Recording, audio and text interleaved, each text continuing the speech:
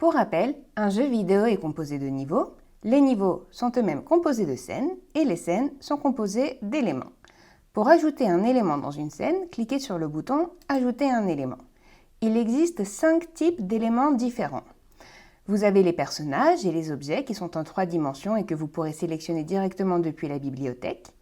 Il y a l'affiche qui est en réalité une image ou une photo que vous pouvez rajouter vous-même en l'ajoutant dans la bibliothèque, par exemple le logo de votre entreprise ou n'importe quelle image que vous souhaiteriez intégrer à une scène.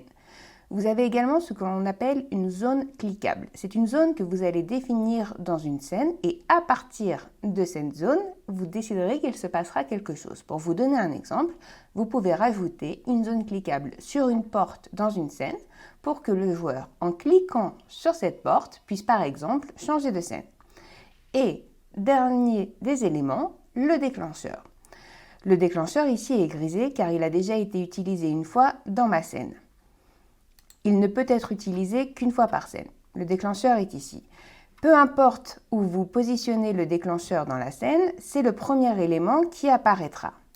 C'est-à-dire que lorsque le joueur entrera dans la scène, il n'aura pas à cliquer lui-même sur un personnage ou sur un objet ou sur une zone cliquable pour que quelque chose puisse commencer, puisque avec le déclencheur apparaîtra automatiquement le bloc que vous mettez à la suite du déclencheur.